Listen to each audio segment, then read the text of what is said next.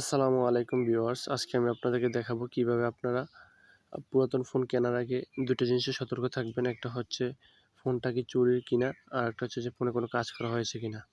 তো দুটো জিনিস দেখার জন্য আপনাকে প্রথমে চলে যেতে হবে আপনার ফোনের ডায়াল প্যাডে। তো এখান থেকে আপনি লিখবেন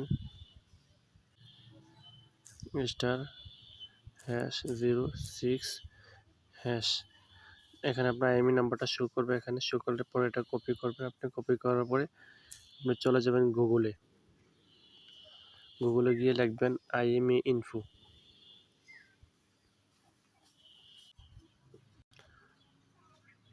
IMEI ইনফো লেখার পর নিচে একটু স্ক্রল করে আসবেন, আসার পরে এখানে লিখবেন ফ্রি IMEI নাম্বার চেকার। ঠিক আছে, আপনি এটাতে যাবেন, এই যেটাতে। ঠিক আছে, তো যাওয়ার পরে এখানে ক্লিক করবেন। তারপর দেখুন একটু নিচে গেলে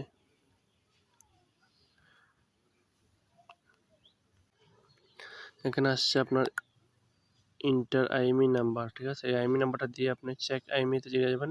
যাওয়ার পরে আপনি দেখতে পাবেন আপনার IMEI নাম্বারে কোনো প্রবলেম আছে কিনা। যাক, এটা আপনি সহজে পারবেন। তাহলে চলে যাই দ্বিতীয় পর্বতে। তো আপনি দ্বিতীয় পর্বে যাওয়ার সময় আপনি প্রথমে চলে যাবেন প্লে স্টোরে, যাই লিখবেন CPU X।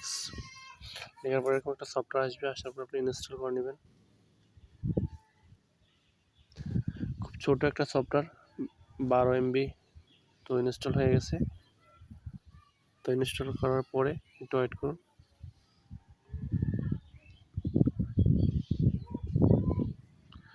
আসলে নেটওয়ার্কের কারণে অনেক সময় একটু সময় লাগতে পারে। ওপেন হয়ে গেছে, তো আমি এখন ওপেন করব।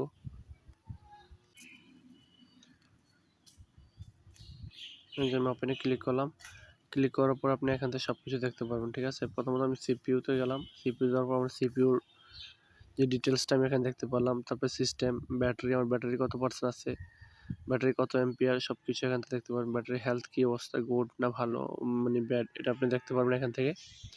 তারপরে আছে নেটওয়ার্ক, সেন্সর, ক্যামেরা। ঠিক আছে, আপনি ক্যামেরা সম্পর্কে সব কিছু এখানে ডিটেলস পেয়ে যাবেন। তারপরে ফোন ফিউচার টেস্ট। ঠিক আছে, এই যে এগুলো আসছে, এগুলো আপনি চেক করবেন। এগুলো আপনি চাইছেন ডিসপ্লেতে, আমি ক্লিক করি। ডিসপ্লেতে ক্লিক করার পরে এখানে লেখা আছে display will tone white, black, green. তো আমি এখন স্টার্টে দেওয়ার পরে যদি দেখি যেটা বিভিন্ন কালার হয়, এই যে, তার অবস্থা ওই যে আমার এটা ঠিক আছে, তাহলে টিক মার্ক দিয়ে দিলাম, এই যে টিক মার্ক। তারপর আমি যদি টাচটা চেক করতে চাই, তাহলে টাচে আমি ক্লিক করার পরে যে দেখুন আমি টাচ করতেছি, টাচে কাজ করতেছে, ক্লিক ওকে। ঠিক আছে, তারপর আমি ভাইব্রেশন গেলে এই যে ভাইব্রেশন হচ্ছে কিনা, ওকে। ঠিক আছে, এমনি এমনি প্রত্যেকটা ফিঙ্গারপ্রিন্টে চেক করতে পারবেন আপনি ফিঙ্গারপ্রিন্ট কাজ করে কিনা। যেমন ফিঙ্গারপ্রিন্ট চেক করলাম, ওকে। তারপর আমি ভলিউম বাটন চেক করতেছি, আমি যে উপরটা ক্লিক করি তাহলে দেখেন টিক মার্কস ওকে, নিচেরটা চেক করলে ওকে, ডান। তো এমনি আপনি প্রত্যেকটা জিনিস চেক করবেন, যদি কোথাও কোনো সমস্যা থাকে তাহলে এটা প্রশ্নবোধক চিহ্ন মতো চলে আসবে। ঠিক আছে, তাহলে বুঝতেই পারছেন কীভাবে চেক করবেন। এভাবে চেক করে আপনি মোবাইল কিনলে আপনি মোবাইলতে ঠকবেন না।